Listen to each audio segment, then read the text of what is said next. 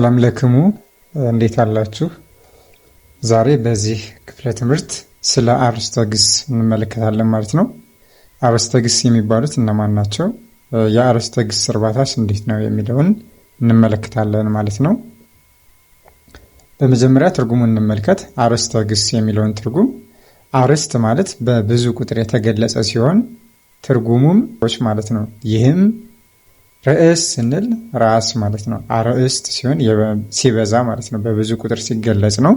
አርዕስት ማለት አለቆች ማለት ነው፣ ወይም መሪዎች ማለት ነው። አርዕስተ ግስ የሚለው ትርጉም ደግሞ የግስ ራሶች ወይም የግስ የበላዮች ወይም የግስ አለቆች ማለት ነው። እንግዲህ አለቃቸውን እየተከተሉ የሚሄዱ ግሶች ሁሉ ደግሞ የአለቃው ተከታይ ወይም የአለቃው ሰርዌ ይባላሉ ማለት ነው። እያንዳንዱ አርዕስተ ግስ ራሱን የቻለ ሰራዊት አለውና ማለት ነው። የግስ አርዕስት የሚባሉት ወይም አርዕስተ ግስ የሚባሉት 8 ናቸው። እነሱም አንደኛ ቀተለ። ቀተለ ማለት የአማርኛ ትርጉሙ ገደለ ማለት ነው። ሁለተኛ ቀደሰ።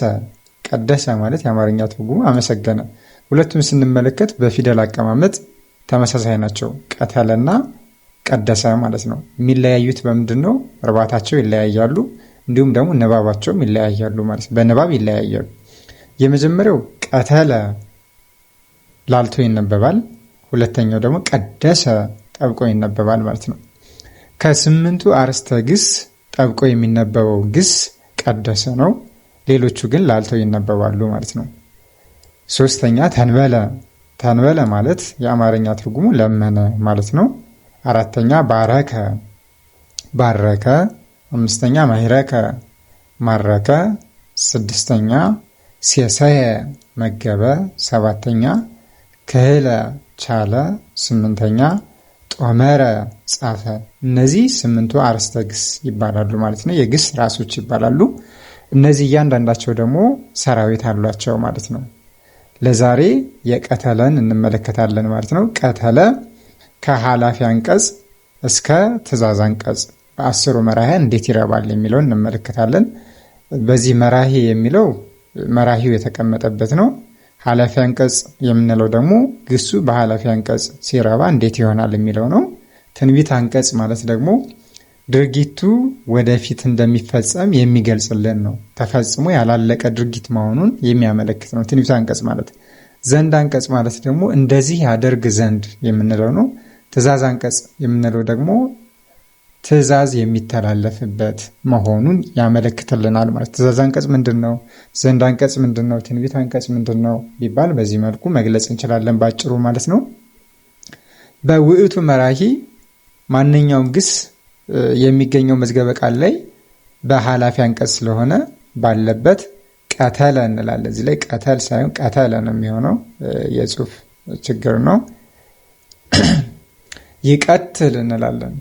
ትንቢት አንቀጹ ማለት ይቀትል ይገርላል። ይቅትል ይገርል ዘንድ፣ ይቅትል ይግደል። በዚህ መልኩ ይረባል ማለት ነው። የትኛውም አይነት ግስ አመል የሌለው ከሆነ ማለት ነው። አመል የሌለው ግስ በዚህ መልኩ እርባታው ይረባል ማለት ነው። አሁን ስንመለከት እዚህ ላይ ትንቢት አንቀጹ የሁሉም ግስ ጠብቆ ነው የሚነበበው። ቀተለ ብለን ይቀትል አንልም። ይቀትል ይገርላል። ይቅትል ይገርል ዘንድ፣ ይቅትል ይግደል እንላለን ማለት ነው። መጀመሪያ ላይ የምትታየዋ ፊደል በእያንዳንዱ ላይ ከትንቢት አንቀጽ እስከ ትእዛዝ አንቀጽ ይህ የሚል አለ። እነዚህ ስርወ ፊደል ይባላሉ። አንድ ስለሆነ ስርወ ፊደል ናት። 10 ፊደላት የሚባሉ አሉ። እነዚህ 10 ፊደላት ደግሞ ተ፣ ነ፣ አ፣ የ 4 ናቸው። እነዚህንም በውእቱ፣ ውእቶሙ፣ ውእቶን፣ የ ወይም ይ፣ ያ የሚለውን 10 ፊደል እንጠቀማለን። ይህም በአመል ምክንያት የ ብለን እንጠቀማለን። ያም የሚሆንበት ሁኔታ አለ ማለት ነው። በዚህ ግን አመል ስለሌለው በሳድሱ ይ ብለን እንጠቀማለን ማለት ነው። ዘንድ አንቀጽና ትእዛዝ አንቀጹ ተመሳሳይ ነው በጽሁፍ ደረጃ ስንመለከት ማለት ነው። እዚህ ላይ ስናየውን ይቅትል ይላል። ሁሉም ሳድስ ፊደል ነው። ትእዛዝ አንቀጹ ላይ ስንመለከትም ይቅትል ይላል። የሚለየው በምንድን ነው ከተባለ በአረፍተ ነገር ስንመለከታቸው ወይም እንዳገባቡ አይተን ይሄ ዘንድ አንቀጽ ነው፣ ይሄ ትእዛዝ አንቀጽ ነው እንላለን እንጂ የግዕዙ ቃል ብቻ ይቅትል የሚል ተጽፎ ብናገኝ ብቻውን ማለት ነው መለየት አንችልም ማለት ነው። ለምሳሌ ከታች ያሉትን አረፍተ ነገሮች እንመልከት። ውእቱ ቀተለ ከይሴ ይላል። ውእቱ ቀተለ ከይሴ፣ እሱ እባብን ገደለ የሚል ትርጉም አለው። ይሄኛው ምንም የሚያስቸግር ነገር የለውም። ውእቱ ይቀትል አንበሳ ይላል። ይቀትል ትንቢት አንቀጽ ነው። እሱ አንበሳን ይገድላል ማለት ነው። የአማርኛ ትርጉም ትንቢት አንቀጹ ነው።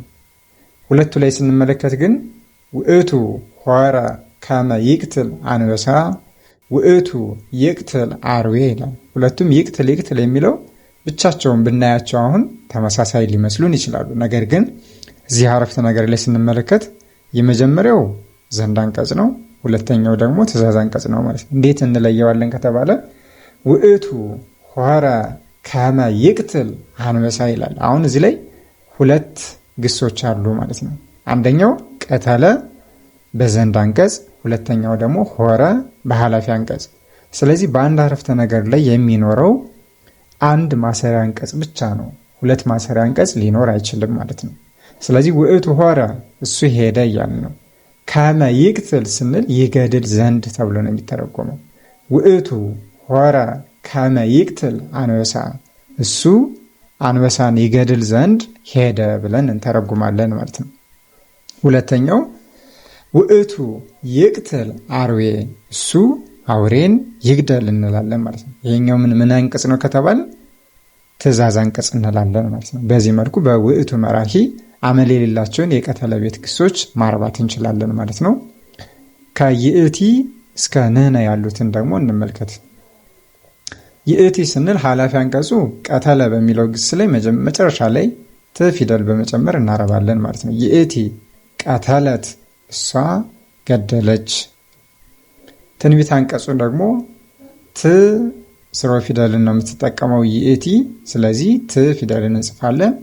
ከዛ በኋላ ቀ ባለበት ግዕዝ ፊደል ይሆናል።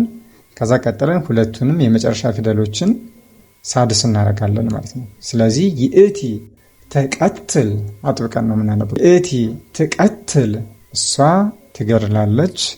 ትቅትል ትገድል ዘንድ፣ ትቅትል ትግደል እንላለን ማለት ነው።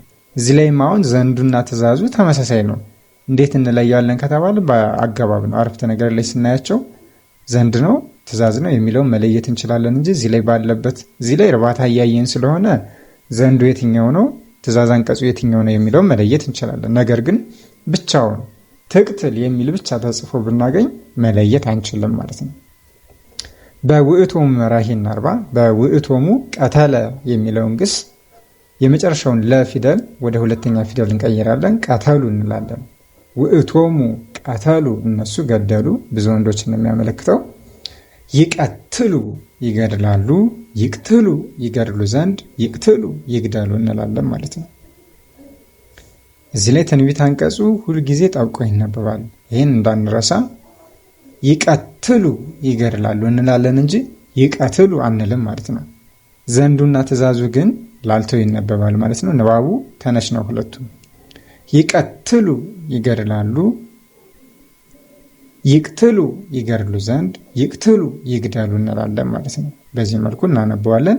ውእቶን ቀተላ የመጨረሻውን ለፊደልን ወደ አራተኛ ፊደል እንቀይራለን ማለት ነው። በውእቶን ኃላፊ አንቀጹ ማለት ነው። ቀተላ ገደሉ፣ ብዙ ሴቶችን ያመለክታል። ይቀትላ፣ አሁን እዚህ ላይ ስንመለከት የፊደል አቀማመጡን ይቀትላ፣ ቀ ባለበት ሁሉም ላይ ግዕዝ ነው። በይእቲ ስንመለከትም ቀ ግዕዝ ነው። በውእቶሙ ቀ ግዕዝ ፊደል ነው። በውእቶን ቀ ግዕዝ ፊደል ነው። የሚለየው እዚህ ላይ አሁን ማን ላይ ነው ከተባለ ቀጥሎ ያለውም ሳድስ ነው። ት ይላል። በይእቲ የመጨረሻው ል ይሆናል፣ ሳድስ ይሆናል። በውእቶሙ ሉ ሁለተኛ ፊደል ይሆናል። በውእቶን ደግሞ ላ ራብ ይሆናል ማለት ነው። ውእቶን ቀተላ፣ እነሱ ገደሉ።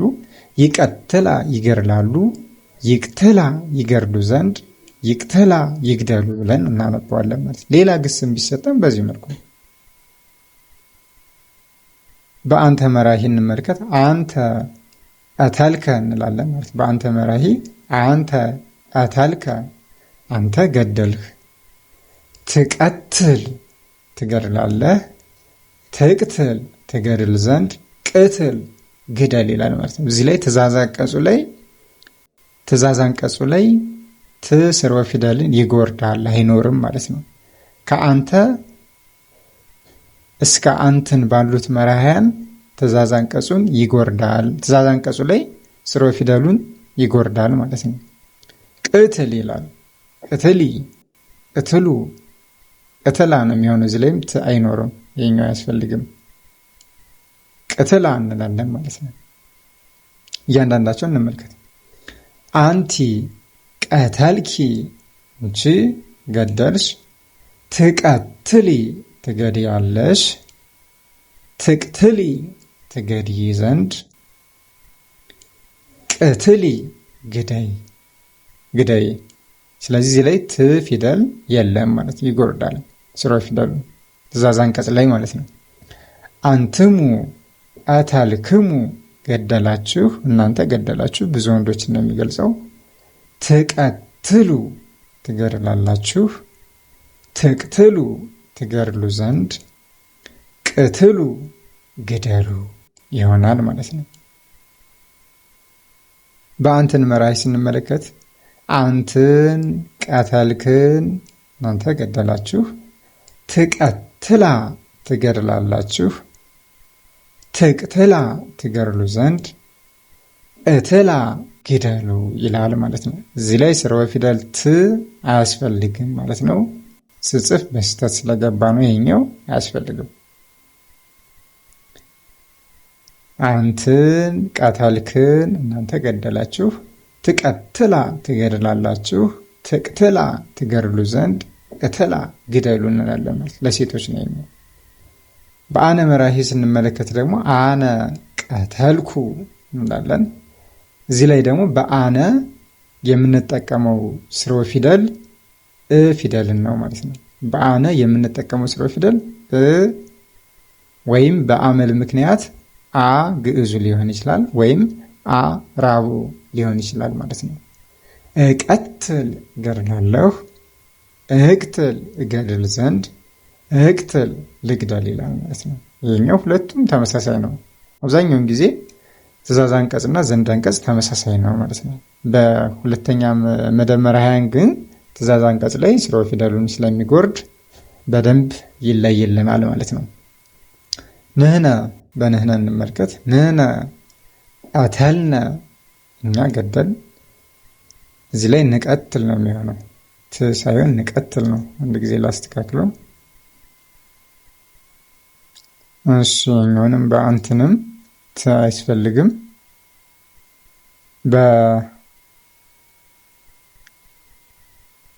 በንህነም ትቀትል ሳይሆን ንቀትል ነው የምንለው። ኮፒ እያደረግኩ እየጻፍኩ ስለነበረ ነው። ንቀትል ይላል ማለት ነው።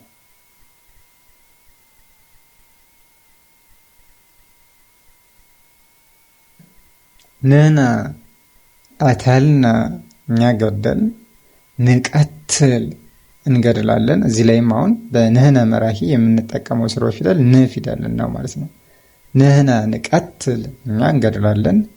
ንቅትል እንገድል ዘንድ።